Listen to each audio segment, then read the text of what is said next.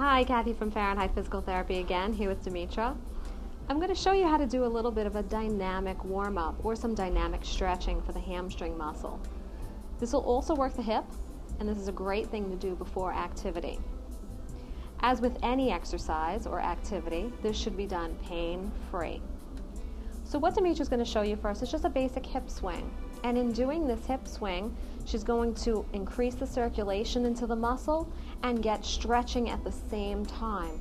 So unlike static stretching, where she's just holding the stretch, she's actually going to do the stretch through a motion.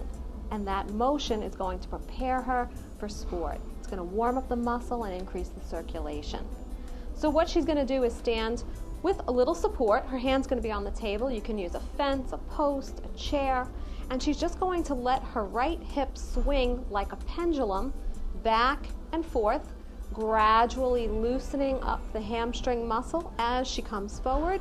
Again, it's also going to loosen up the hip flexors in front, but especially the hamstring muscle as she comes forward from the buttock area to below the knee. It's going to get a nice stretch. And I would say to start swinging anywhere from 10 to 12 times up to 30 back and forth. Now in this swing, she can also change the position to get a little bit of the groin by turning her foot out on the way back. And as you can see, she's opening up the hip, still getting the hamstring as she comes forward and letting that leg swing.